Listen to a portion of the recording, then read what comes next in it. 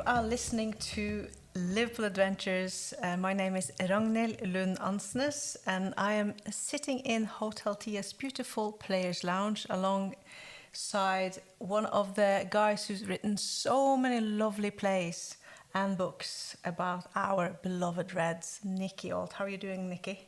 Fantastic, Ragnhild. Really, really good. So today, this is going to be a Shankly and Klopp special, if you like, because you have been studying the great man Shankly on many occasions, as a fan, obviously, but also through your plays and your book work. And we are about to make a play together. Well, it's a show, not a play. It's like a bit of a hybrid. It is a hybrid. That's the right thing to say. It's a hybrid between like a show that runs for 2 or 3 weeks and a one-night thing. And we'd seen a lot of Q&As with footballers, questions and answers, and we just thought, I thought it would be nice to do something different with music, screen, and just treat the whole night differently, like a show, but it's not really a show. So the poster hangs up on the wall here in Hotel Tia, Bill Shankly's FA Cup Farwell. Because believe it or not, guys, it's 50 years on the year since the great Bill Shankly won his last trophy and left on a high. And it's quite coincidental, I suppose, that the next manager who is the closest to Bill Shankly in personality, in in terms of leaving on a high again, is Jürgen Klopp. Yeah, and it would have been nice to win a trophy at the end of the season that he's leaving, because Bill Shankly hadn't announced he was leaving. So when we won the FA Cup, which at the time, and it's been said often, was the Champions League, the FA Cup was everything. So when Liverpool won the big FA Cup and everyone was so happy, and then when he left a couple of months later and announced he was leaving, people were truly, truly shocked. It was like, everybody's seen a little kid who says, "You're having me on, aren't you?" You know, on TV. So who we hope we're going to get in for the night. So that's one of the things that we've got lined up. But when Shankly left, it's a generational thing, but I would say it was more shocking than Jürgen Klopp, because Bill Shankly had built Liverpool from nothing. I mean, second division, mediocre, ground was scruffy, the fan base was massive, it was a sleeping giant, and he knew that, and he put every ounce of his life into making Liverpool great. And for people of my generation and people older than me, they would say that he is Liverpool. I mean, I think that without Shankly, you just haven't got Liverpool who they are. You just haven't. And you can see throughout the history after Bill Shankly that all the managers who have been successful have taken Bill Shankly's philosophy and ethos and the Liverpool way on board.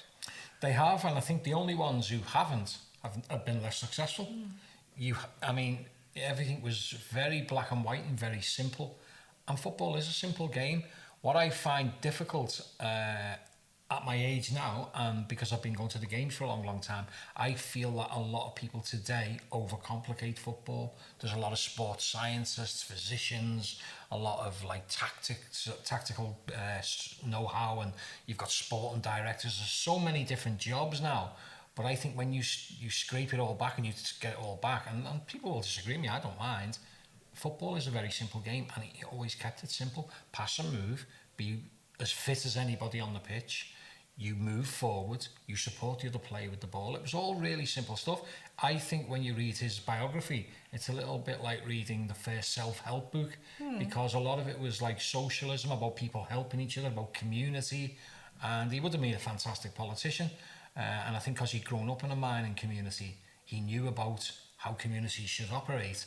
And I think when he came to Liverpool, he found his community, and people seen him because of his Scottish accent and the way he was. They seen him as one of them, but I think his Scottish accent put him out as a bit of a leader.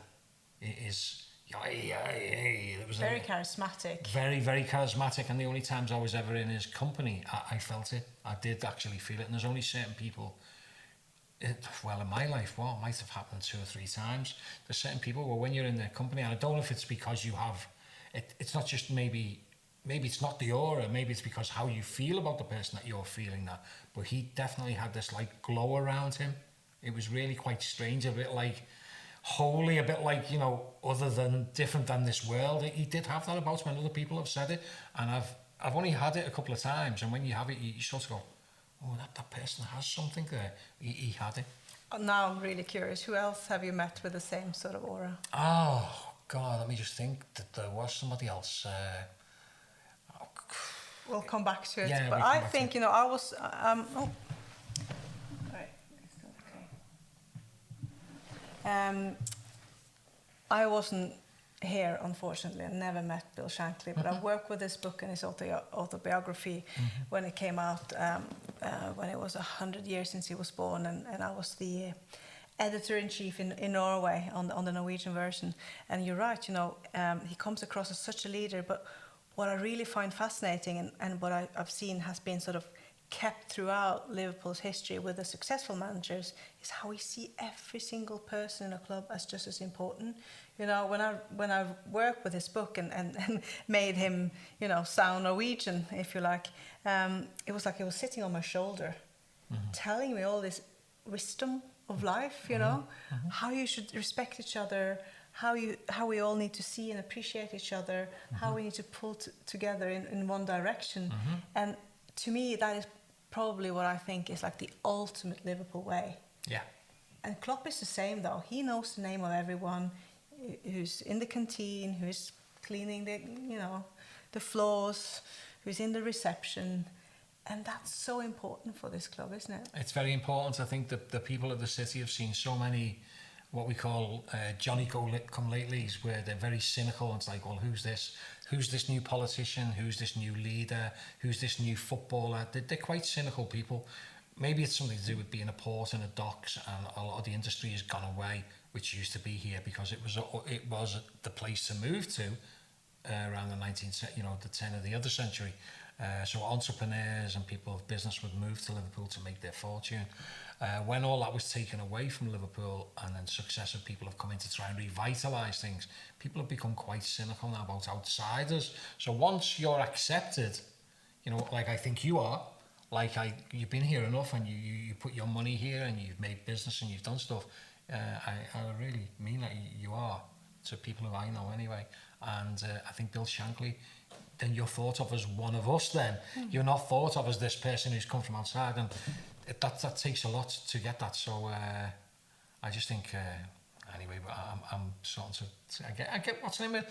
I can sometimes get a little bit emotional about Bill Shankly, because I probably only go to the football, I would say, because of my dad and because of Bill Shankly. Wow. Yeah, really. And it's so important to never forget what he did for this club and for the city and for football. And that's why we're celebrating him 50 years after he left. Yeah, like what you said there, because he knew everybody's names, he treated everybody as though they were important, which they are. And I just think that's how society should be. So the 50-year anniversary, it's surprised now it's come up. You know, my life's flown by, because I was a little kid then when this all happened, and he left. But I met him at Anfield here one night when I knocked on the window, and he come out and he chased me home. And I always remember it, because he literally told me off, and he said, you know, your dad, you'd be in trouble with your dad, wouldn't you, if he knew you were here? And I was like, yeah. He went, now get down the hill, get on the bus and get home. But Liverpool was a different kind of football club then, because me and my brother, we literally just knocked on the window in the night at the main stand, and we could just see a light inside.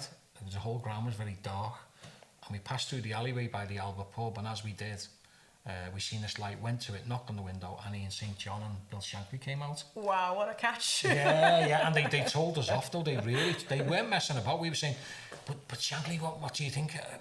You know, maybe we're going to win the league, what are we going to do? And he's like, never you mind. And even Ian St John told us off too, what are you boys doing here? Get home, because it was really late. And when Shankly told us off, I remember we sort of walked down the hill to the bus, down to Everton Valley, like we were floating on air. Shankly told us off. And we sort of maybe forgot about it then over the years, and it was only when you're older you realise what a good moment it was. Wow. Yeah. Wow. Being raised by Bill Shankly, that's something to have on your CV. Yeah, and told off big time. Yeah. And he did tell us off in a strong way, and when he had, because of his accent, you sort of believed him. It was like, get down that hill, and you're like, oh, we're going, okay. I can't wait to bring back all the amazing memories about Bill Shankly, and especially the year he left on a high in 1974. And we're going to bring along some great people on stage with us, aren't we? Yeah, Ian Callaghan, and we've got Alan Kennedy, who played for the other team and stuff, and fans as well who should be well known, who some haven't confirmed, so can't see any names at the moment.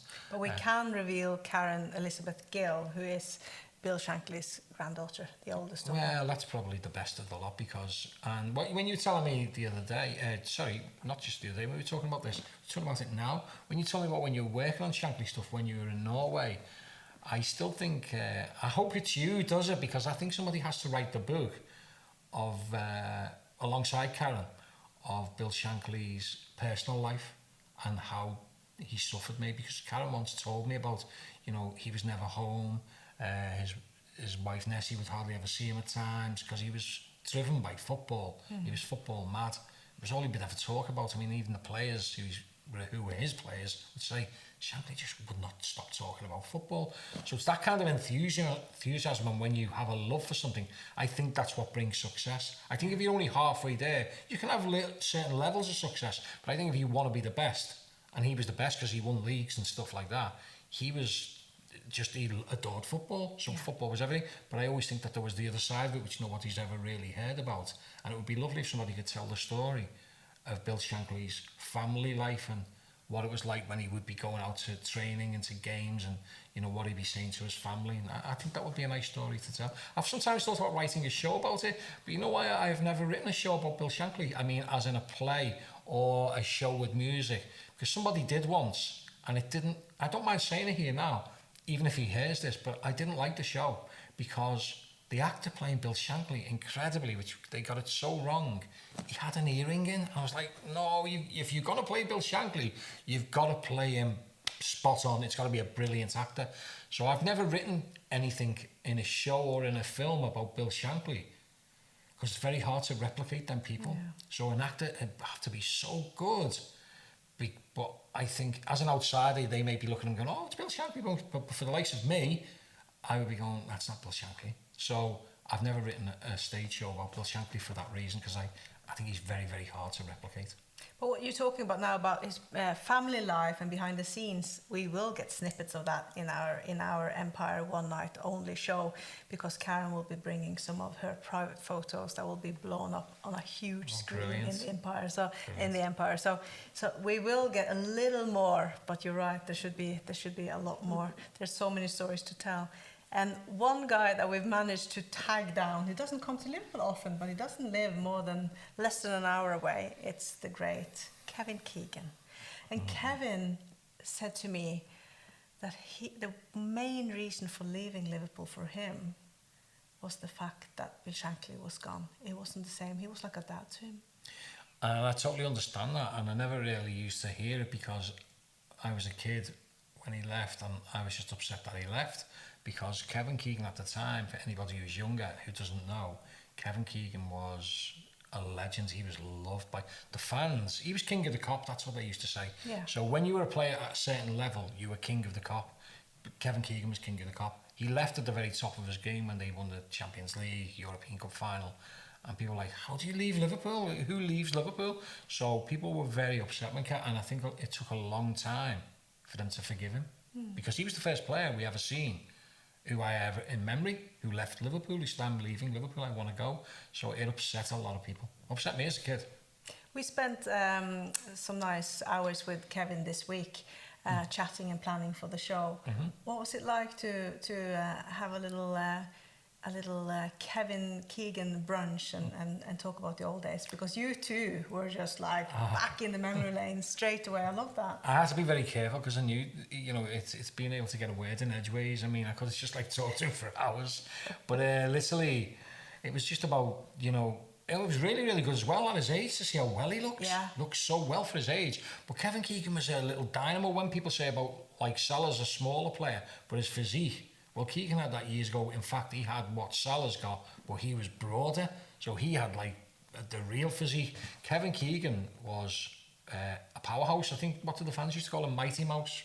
And then, as I said to you before, I remember Bill Shankly saying to him, just go all over the pitch and just drop hand grenades, because he was such an energetic player and would cause trouble. So it was great for me to speak to him, and I could literally speak for hours with Kevin Keegan, because I know he loves the game the way I love the game. He's got the same feel for it, because he came from, you know, mine stock and in Yorkshire, very, very working class. I think he's always had his head screwed on to escape his poverty, or what kind of poverty he had, even if he had a happy childhood. So he just looks like somebody who's lived a life, is still living it now, looks really well. And I think what I've seen of him, the little bit I'd end on by saying to him is, we have other people on, and it's not being disrespectful to anybody else. We could probably just have him. Yeah. He's got he can enough. Talk. He can talk. He's such a good communicator. But he's got enough stories and enough things have happened. So there you go. I have to just tell you guys now, I had the privilege to go up and look at his trophy room.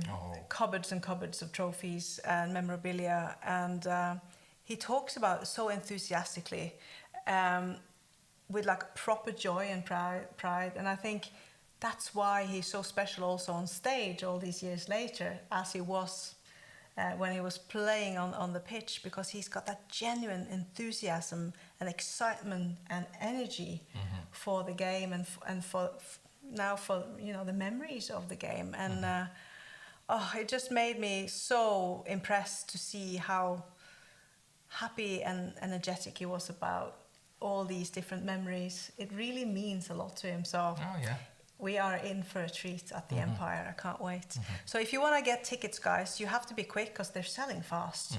And we're only a small month away from the one night only show on the 15th of May in the Empire Theatre in Liverpool.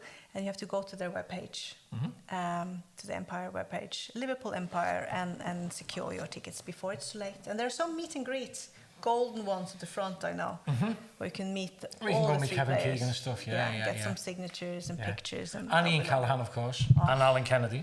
Amazing. And Ian Callaghan, by the way. Greatest Liverpool player of all time for me. Exactly, and same for Kevin. Kevin handpicked Ian to be on stage with him, because it's his favourite player of all time. He really admires the man. See, my favourite footballers are not often the ones who everybody says. My favourite footballers were Jan Molby, just because he was brilliant. And his physique and all that, he didn't look, you know, like he could get about the pitch, but he didn't have to.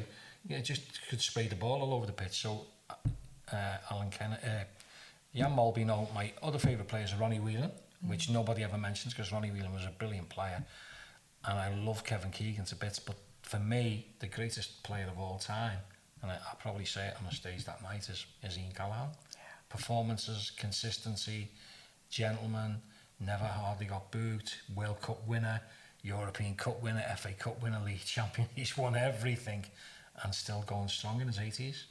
And how he had two careers in Liverpool. First playing on the wing, and then, you know, he got seriously injured, and then played himself back into the team and had another full-length career, if you like, in the midfield. 18 years for Liverpool, 857 games. You just can't ever beat that. No, when I was a little kid, and I would go quite a lot of matches with my dad, but sometimes, because what we would do then, we all just used to jump on the bus and everybody would just go and pay in together.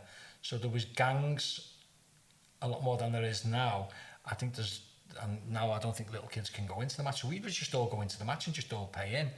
And every week, all I remember was all coming out and saying was, man of the match, Ian Callaghan. Man of the match, Ian Callaghan. Nearly every week. For years. And we kept singing, when's it going to end? Wow. And, you know, somebody had scored a hat-trick and it'd obviously be him. And you go, it wasn't Ian Callaghan, it was man of the match. You know, make a change. Because he was never bad. He never had a bad game. Wow.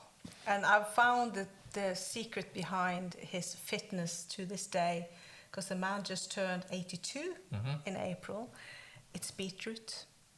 Really? He eats beetroot every day. Does he eat raw beetroot? I'm not sure if it's Probably raw not, or pickled, but I love the pickled beetroot, and I've started eating it now. No, I know it's superfood, and I know it's how good it is. You know, I can't stand it. My missus eats it all the time, but I can drink the juice. but I can't. I know. The juice is the worst for it me. It tastes horrible, doesn't it? Oh, the juice is bad, but it's very healthy for In your blood Callaghan, pressure. Yeah. if he says that, oh, that's it, beetroot all the way now. Get back on that juice. Get back on the beetroot. Oh, beetroot for tea. Yeah. And breakfast. Beetroot and chips. And lunch. Yeah. Doesn't go, does it? No, it sounds perfect. Beetroot and chips. Oh my God. Maybe beetroot and mashed potatoes. Yeah, mashed potatoes. Maybe. Ian Beetroot Callaghan. Go on, carry on. Exactly. That's it. We've revealed the big secret now. Okay. So let's go over and talk a little bit about Jürgen Klopp, because everyone I've spoken to say the same. No one's been more like the great man than Jürgen Klopp. What do you think are the greatest similarities of the two of them? Personality. Yeah. Where they're personable and will go out of their way to get to know people, embed themselves in the society. So, you know, Bill Shankly lived in West Derby. He lived among Scousers. Jürgen Klopp has. He just lives up there, whereas Crosby, Formby way. Formby, yeah. And he lives amongst the people, goes to the pub locally and stuff. Counts for a lot in Liverpool, that people see that you know, are living that life, rather than you come and you play football here, or you get a big job here and you go and live in, I don't know, Cheshire or Wales or somewhere, like Kevin Keegan did. I said that to him the other day. But, you know, I think because he always wanted to be back in the countryside, like it was Yorkshire where he grew up. But I think it's personable with Jürgen Klopp, like Bill Shankly, making yourself available to people, finding out what the club's about and learning the history of the club, seeing what the people are like. You know, they've got their own quirks, their own things that you may like about them and don't like about them. So I think Jürgen Klopp, I would imagine, wherever he goes, he'll probably will miss living here, because, you know, I think even the Evertonians like him as well too. So I think everybody likes Jürgen, so he probably missed the place to a certain degree, I would imagine. Yeah. Because he's probably settled here. He's been here 10 years now, and he's at an age now where it's not so easy to just uproot yourself again. So wherever he's going to go, I do think he'll miss it. And well, the people will miss him because they see him now as a very likeable character, one of their own. Yeah. Yeah. It's going to be very, very difficult to replace him, because I don't think the manager, whoever they get, it's going to be very, very hard for him to be personable like Shankly, like Klopp. It's very hard to see who's out there and who's going to create that like connection. It would be brilliant if it happens, but these people don't come along often. No. That's what my heartbreak is about at the moment, is the fact that, yes, we might find someone who can bring us the same amount of trophies. Yeah. Which is also hard to get because we've won everything almost with Jürgen Klopp. But someone who's got that personality, who gets us, because that connection with the fans that Jürgen's got. Matters big time. Yeah. When you look at all the other clubs, I mean, you even look at across the road to Everton, they've sacked that many managers and been through that many people. You're never going to get a connection with anybody anyway. And then you go down to your Chelsea's, Tottenham's. There's been so many different managers in. It's a really difficult thing to get a manager who, you know, gets along with the local people. And so I think it's everybody's worry. But, you know, at my age now, and for a lot of fans, I have to say that I think I don't really care, because I don't think Klopps and Shanklys come along often. I wouldn't really care as long as the manager's successful. So if he wins us European Cups and Premier Leagues, I think everybody will go, we don't even care if we don't like him, because that's the way the world is now. And football is a success business. So, and a winning, you know, you've got to win. So if you get a manager who wins everything, I think people will soon forgive him any lacking personality. But there are only two managers, if you ask me, right now, who are in a different league, especially in Premier League. I mean, there are some other managers around there, but it's obviously Guardiola and Klopp at the moment. But what do you think Klopp has that Guardiola hasn't got in terms of the full package? A number of things. I don't think he's never just went out and bought success. I mean, when you buy success, you still have to knit it together, of course. But he's had unlimited funds, spent a whole lot more money than Jürgen Klopp ever has, which in today's Premier League, and it is a business, is a major, major thing. So Jürgen Klopp's done really, really well. And who knows, with these 115 charges, you never know. We may get handed another couple of leagues. You don't know if it's going to happen. I mean, I don't know Pep Guardiola enough, and I don't study him enough. Klopp just comes across as more humorous, you know, up for a laugh and a joke more.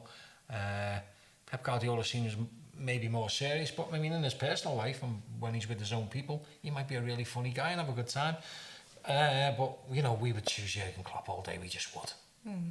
If you look back now on his 9 seasons, which ones are your favourite moments with Jürgen Klopp? When he finally won the Champions League, because I think it was good for him, because he'd already lost it with Dortmund. We'd lost it when we were beaten by, when Salah hurt his arm in Kiev. Yeah. So I think it was really good for not just the club, it was good for him. And I mean, you only have to say, because people forget this, because Liverpool have had so much success. They are one of the only clubs, there's only maybe 4 or 5 clubs in the country. Is there even 4 or 5? Probably Liverpool, Man United, I'm trying to think who else. Maybe City just of late, Chelsea 10 years ago, maybe Arsenal, had a push, who have won a lot of trophies, especially probably Liverpool and Man United, I would say. They've won a lot of trophies, and I think, you know,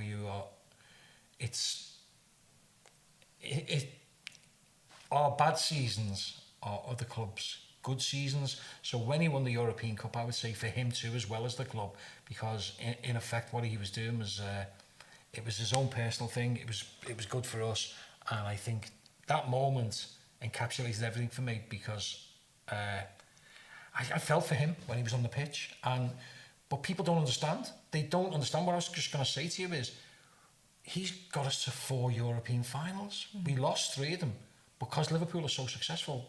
A club like Liverpool, Man United, especially Liverpool, they just forget that. Any other club in the country, we got to the Champions League final. Yeah. We got to the, he's gotten us to 3 and a UEFA Cup final, so he got us to 4 European finals. We only won 1. We forget them. So the fact that he won it, and it's on his record that he's won it, that's for me will probably be the one, yeah. Yeah. Where were you then when we won in Madrid? Benidorm in Spain. Oh. I had loads of kids with me, and we were going to make the trek over to Madrid, to the stadium, and the kids had electric bikes. They were on the beach. There was thousands of Liverpool fans in Benidorm, and I said to the kids, I had to give them their day, because my son was one of them. They were all like 13, 14. You want to go to Madrid, it's going to be a few 100 miles. I'll get into the ground, you may not, and that's what's going to happen. Or do you want to stay here, watch it on the huge screen with all the fans, and you stay on your electric bikes? And the kids had a vote, and they voted to stay on the bikes. Oh. And I went along with it and was really happy to go along with it. It was only after the game when we won, it hit me that I wasn't there, and it really did hit me. I remember everyone was cheering and singing all over the streets. There were celebrations everywhere, and all I was thinking was, oh my God, I wasn't there. And it hit me because, you know, I'm always at those finals. It did hit me. But then again, Nicky, football is sharing the moments with your loved ones. You know, when it comes down to it, when you look back on your life being a fan, and a fanatic one like yourself and myself eventually, are not as long as you, and that's nothing to do with age, by the way. It's also to do with you being born here, and I came later in life into Liverpool. But it's about sharing those moments with your family and your friends, and you got to do that. You know, if you had gone in, yes, you would have shared it with the Liverpool family, but to be there with your lads. Well, the strange thing is, though, we had like 3 adults, and we had about 6 or 7 kids with us, and the one adult who said, no, I'm going to Madrid, he's a Portuguese guy called Pedro, and he went to Madrid and went in the final with his ticket and left his 2 kids with us, which I thought was really, really funny. And every time I see him, I start laughing. I said, this is me, I've been a fanatic, never missed a game. You're from Portugal. He's been living in Liverpool 10 years now, and he went to the game and left the 2 kids with us. That is funny. So there, what you're saying, you spent it with your family. He didn't. He Yeah. went home. But I bet, in a way, you know, when you look back at it, it was nice to be there with your boy. Yeah, no, we had a brilliant time. Nobody had a better time than us. I mean, there was thousands of Liverpool fans in Benidorm. Benidorm was the place to be. It was like when we went to Kiev. We all went in the coastal place, Odessa. I was shocked how nice it was. I didn't want to leave Odessa. Maybe this is, I don't know if it's a getting older thing, or I was having such a good time. I had my ticket for the game, and it was about an 8 or 9 hour drive. So it's all been bombed and stuff now, I believe. Yeah. But we were in Odessa, and they had this like club Ibiza. Everyone was dancing on the beach. There was all Liverpool fans, and we were going, I don't want to go to Kiev. I want to stay here. So we found this little bit of football heaven, and we almost never went to Kiev as well. So Benidorm was like that, only on a different level. It was just like party central. So whereas Madrid was all packed in, if you think of that with the coast and a beach and hundreds of bars, all of those Liverpool fans, if you could have transported them out of Madrid to Benidorm, they'd have went, this is the place to be, because Benidorm is just known for pubs and bars and the beach. So we had a brilliant time. So yes, I'm glad I was at my son, and glad I was with all the kids. And it was really, really strange, because we had those bikes parked outside, those electric bikes. The game went on. The bikes got ditched. We were dancing all over the streets. We were drunk. I think I was out till about 6 in the morning. And I thought all the kids are in bed. And then the next minute, when we were going home up the hill to the hotel, all the kids walked past us. It's like, say, 5 o'clock in the morning, 5, 6. I was like, what are they doing up? But they were just like going in and out of the shops and stuff that was still open, because it's Benidorm. So we had a brilliant time, yeah. Because you're so full of adrenaline after such a big win. You know? When Origi scored, the adrenaline was big, wasn't it? When that goal went in, you went, that's it, we've won. And, you know, we were only 1-0, but when Origi hit it, you went, that's it, it's number 6. So it's that moment. But I have to be honest, personally, it did hit me about an hour after the game. I went, oh my God, I wasn't there. I had this little thing where I was going quiet, and the guy said to me, well, what's wrong with you? I went, I just realised I never went. I wasn't at the game. So it was a bit different for me. Yeah. But I wouldn't change it. But what do you think about the scenes afterwards when they came back? The parade with people. What did they say? It was like 500,000 people, or maybe close to 1 million people? It's brilliant, but Ragnhild, to be fair, and Kevin Keegan used to say this, you know, even in the late 70s, Terry McDermott, I've heard him say, I've heard other players say, Liverpool fans are spoiled. They are spoiled. Maybe not now. We're very, very hungry again now. We want trophies, more trophies, of course. And that hunger doesn't stop. I think some of my Evertonian mates say to me, well, it's okay for you to moaning about you never won this, you never won that. You want to see what it's like where we are. And I sometimes say to them, if you lose that, what Liverpool fans have, where they demand that level of success, then you start to accept a bit worse, and then suddenly you're down there and you just beat the team and you're happy with that. Well, we're not happy with that. So they'd say to me, a couple of mates of Evertonians, yeah, but you beat what's her name last week, Man United, and okay, you're only 3rd in the league. That's great for us. And I'd say, well, that's crap for us. Yeah. And I think once you lose that level of expectancy and that want for success, what do you start accepting? Yeah. You start going, oh, okay, we were mid-table, it wasn't too bad. So I think Liverpool fans have been spoiled for success. And the reason I say all this to you, even on homecomings, we've had many of those million people homecomings. I mean, 1974, the one we're on about, was unbelievable. The whole town was. There is film of it. People can't move; they're getting carried out. You've seen the '65 one. Yeah. It's like one of the biggest homecomings you've ever seen. Then Istanbul, then Madrid. So we've had these homecomings before. Even in 1971, when we lost the FA Cup final, the homecoming was massive outside the George's Hall. Thousands turned up. We got beat. That was when Bill Shankly made his famous speech. We've been beaten, but look at you people here. So we've had many, many brilliant homecomings, and Madrid was fantastic. But we're spoiled a little bit for them. But I have to say, it was quite impressive, though, when we lost in Paris, though, in 2022. How we won the League Cup, we won the FA Cup, so it was a homecoming for those. But we lost the league with just 1 point and 1 goal. Basically just 1 goal. Which incredible was season. Incredible. And then we lost the Champions League final with just 1 goal as well. Yeah. And the scenes then as well, I stayed behind in Paris to go to Disneyland with my family, with my kids, so I don't regret that. But I could not believe the scenes of the homecoming then, you know, just the day after losing the Champions League final. Yeah, no, I think people just want to say, you know, thank you for what's happened and stuff on those days, and especially if it's a sunny day. Sometimes it's not as good if it's pouring down with rain, but if you get it like a day like today, people just want to go out and say, have a celebration. The thing that sort of course, stains Paris is the actual thing within the stadium stuff just wasn't good. No. And if we'd have won, we'd have still had the same stories when we come back about how it wasn't good at Paris and how the stewarding and all those gangs outside, it just wasn't a good place to be. No. And so, yeah, just going back to homecomings, we've been spoiled for them, really. Yeah. But that was some season, though, to raise in every competition, and you could win every competition to the last kick of the ball. That's never been done before, ever. The closest I ever seen to it was the season 2000 with Steven Gerrard, Jamie Carragher, Michael Owen, all that team, Gerard Houllier, when we never lost a cup game.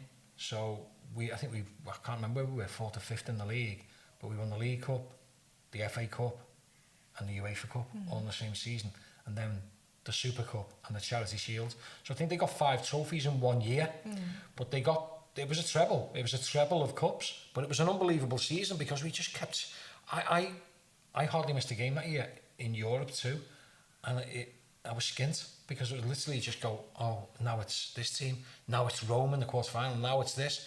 And at the same time, we had the League Cup games going on, and we had the FA Cup games going on, and it was endless.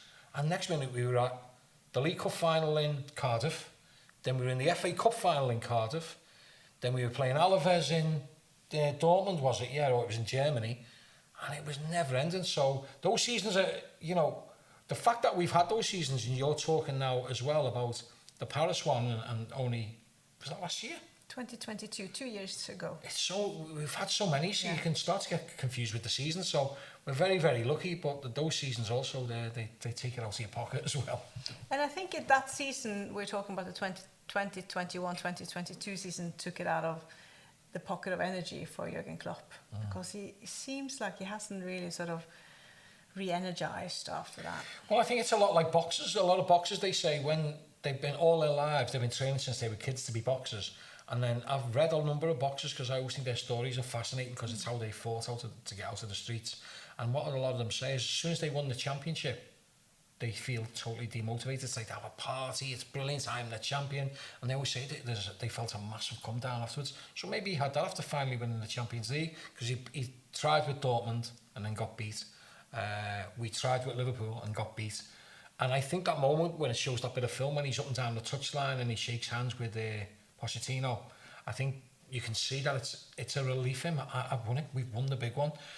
I think it's very hard for managers to, and people in general, bands, football teams, to keep going, to keep maintaining a level of success. And that's when I say to my Evertonian mates, and they go, oh, it's okay for you because say, but you've got to stay there, because the minute you let that go, once you're gone, you're gone. I mean, I recently wrote the history of Sunderland Football Club.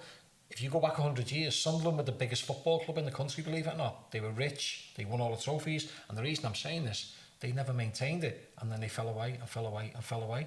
It can happen, so that's why you have to maintain those levels. So I think maybe after that European Cup, maybe the energy was never as great for him. Maybe that was his moment. I mean, maybe he'll do something again, I don't know. But I just seen him when he was on the touchline, I thought, that's his moment too. He's gone, we've won it. Yeah. That it just felt, when I was looking at him, I thought, he's finally won that trophy that he wanted here. And so, but it's that thing, isn't it? What's next? Yeah. That Ronnie Moran, that old boot room, they had it. They used to throw the medals at the players and go, next season now. Yeah. And now they used to say, but what about the celebration? Well, you go and have a drink and do what you want, but it's next season now. Yeah. And when I was growing up, you see, I'm a young man, and I'm leaving school, I just used to see Liverpool win the league, win the European Cup, win the league, win the European Cup. And I got so used to it. It was ridiculous. We actually used to say, believe it or not, we used to say, don't win the league this year, win the FA Cup. We wanted a cup run. That sounds stupid now, but the FA Cup was big. And we just wanted to go to Wembley and win the FA Cup because we'd seen the league. Imagine that. It's nuts, winning the league all the time. I know, crazy. And they were winning it literally all the time. Did they win like 3 on the run on one of them, and then they wouldn't win it for a year, then they'd win it again. And from about 1973 to about 1990, I don't know how many they won. Must have been 10 out of like 20 or 15 or something. It was a lot. And so you've got to maintain that. And I think it's difficult. Maybe Jürgen Klopp, maybe he lost a little bit of that after Paris. I don't know. And so I'm just going to say to you as well, because you asked me the question before. Yeah. I'll tell you what manager I do like, but a lot of people won't like him, or may not like him or rate him, because he's not done a great deal in British football at the moment. But I really, really like him because his story is very Liverpool for me. I like Ange Postecoglou at Tottenham. All right. Yeah, I would like him to be Liverpool's manager. He's not going to be. And people will disagree with me. I'll tell you why mine's quite political and his upbringing. He's an immigrant, so he went to Australia very, very poor from Greece. His dad lost everything, lost his business, so they jumped on a ship when he was a baby. They were penniless, and he's built himself up in Australia, and his dad made him go to football. His story's very good, and he grew up a big Liverpool fan. Oh. Yeah, and he did. So when I did the history of Celtic Football Club up there, he came into the show, and I seen him, and when I read his story, how strong it was a very strong immigrant story, and that always appeals to me here in this city. So he's the manager I'd like, but I mean, he's gone to Tottenham now and he's got a job on there, but if we'd have got him straight from Celtic, I'd have been happy with that, because a lot of people would have connected to him. He's very, very down to earth, never speaks. You watch him in his interviews, he never speaks poorly, never says anything ridiculous. You go, what's he on about? He always speaks well. Wow. Because he's had a very grounded upbringing, immigrant upbringing, yeah. So, as we're coming to an end to this little interview of ours, Nicky, I was wondering if you could imagine Jürgen Klopp sitting there on the other side of the table. How would you thank him directly now? It's a little thank you speech. I wouldn't thank him. Why not? I'd say to him, don't go, you've got to stay. I'd say, where are you going? Beg him to stay. I'd say, go and have, no, what? I'd say to him, go and have a rest for a year. I'd say, go around the world for a year on a cruise and then go, but why do you want to leave Liverpool? I'd say to him, because that's all I see. You see, I just see Liverpool. I'm like when Kevin Keegan left. It's not a blinkered thing. I do see other clubs, because I mean, I've written the histories of other clubs, Celtic, Sunderland, whatever. But if I seen him sat there, I would say, listen, great job, brilliant job, everyone loves you here, but why are you leaving? Because you're one of us now. That it would be sort of that kind of conversation. You would beg him to stay? Probably, but I think what it'd be, I'd say go and have a year off, because I think he could do with it. Because I think it's, even though, never mind the money that you earn, and that, which everybody says, it's a full-on job. Yeah. You're doing it constantly. Yeah. So I think sometimes, and I think Bill Shankly got told the same, didn't he? Go and have a year off or something, but he went, no, I'm finished. But I think Jürgen Klopp might miss this job, because he seems made for it. And wherever he goes with another club, he'll be liked and he'll do well. But he seems to, he fits here. So I think I'd say to him, just go and have a year off and come back. And he'd probably say to me, no, I'm gone. I go, okay, but you should just think about it. I love that. That's a completely different answer to anybody else. I love that. Oh, okay. Nicky, before we go, can you just sum up all the stuff you've done for Liverpool, you know, all the stuff you've written and the books and the plays, so we got them all in? Oh, God. Well, I've written some books. I wrote the book about travelling all over the world, watching a team, which was called Boys from the Mersey. Wrote a book with a number of writers about all the European Cup finals, which everyone seems to love that book. But the royalties come in and they're ridiculously crap, because 7 writers. So we wrote about the 7 European Cup finals before Jürgen Klopp's finals. That Here We Go Gathering Cups in May. Everybody loves that book. I need to do a continuation of that to include the latest finals. Then there's I wrote the Stadium Tour with Dave Kirby. So the Stadium Tour there, I wrote that with Dave Kirby. Oh, nice. Yeah, I probably never told you that. No. So I wrote the Stadium Tour where the fans come into every day. Me and Dave wrote that. That was really enjoyable. Wrote One Night in Istanbul, which became a hit show. I went to Ireland, became a hit movie. And I've written a history of the football club called You Never Walk Alone, which I probably should have just called Red, because I think what was happening in the first early stages, a lot of women who didn't really like football, their husbands would drag them on. There's just as many women now, because it's been on that journey, just as many females go to the game now, but at the time most of the audience was too male orientated. A lot of females who were big Reds were coming in, but some women were coming who didn't have any like of football, and they said, I didn't want to come and see this because it was football, because I don't really like football, but I love that show, so you should have called it something else. And I said to some woman, I went, what should we have called it? And she went, you should have just called it Red. And I went, that's good, that. I went, we should have, but sometimes it's too close to your face to say. Yeah. So if I had my time over again, You'll Never Walk Alone, History of Liverpool Football Club, would just be called Red. Very good. Yeah, so they're all the things I've written. It's only sometimes when you come out of your bubble and you ask me, or people stop me, then you go, oh my God, oh yeah. And this is the next one. What we're doing is the next one. And if I'm blunt, I don't think I'll do anything Liverpool again. Don't you think Jürgen Klopp deserves a show as well? It's a bit like the Shankly thing. Who do you get to play him? So we've got the history of Liverpool Football Club, so all we will do is the next time that comes on, it will be the Klopp years. Yeah. So we will have the story of the club, how it began, and then the last half an hour of that show will all be on Jürgen Klopp. We can do it that way, so you use screencast and you do it that way. But to just do a show about him and all about his life, I could do that. Yeah. Maybe I would, but at this moment in my time, I'm just thinking I don't think I will do anything. You should write it. I don't think I will write it. If you ever want to, you write it and I'll help you along to write it, but I just don't think I'll do any more Liverpool stuff. I think people get fed up with you as well. They go, oh, it's not another one by him, is it? Even though I know it inside out, and I know the club inside out, I know the fans, I just do. And so I think you get all of that stuff off your chest and you go, I've got to get that stuff out there.